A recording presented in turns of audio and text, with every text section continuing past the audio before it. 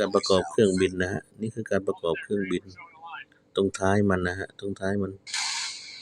เห็นไหมดูกุญแจฮะดูกุญแจฮะมีระบบไฟฟ้าอีกนะฮะกุญแจของเขาหมุนกี่รอบฮะหมุนกี่รอบนี่ฮะท้ายเขาโอ้โหดูดิฮะ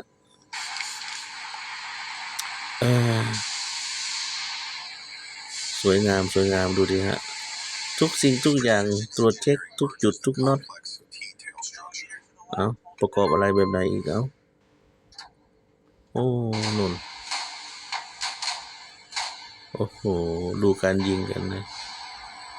ส่องกล้องดูฮะดูสิฮะส่วนประกอบแต่ละชิ้นแต่ละอันคอนเฟิร์มเนาะดูดิฮะเครื่องมือของเขาดูดิฮะโอ้โห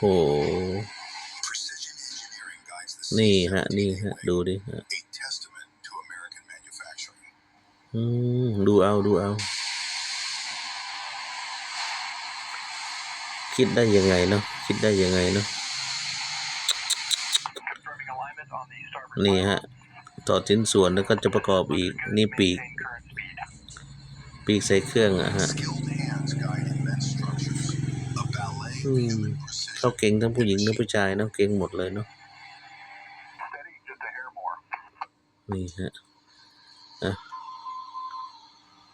ดูฮะที่เขาขับนี่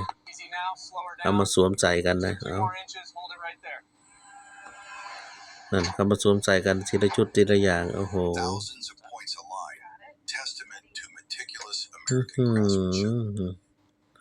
ประกอบละชิ้นส่วนเนาะโอ้โหดูดินั่น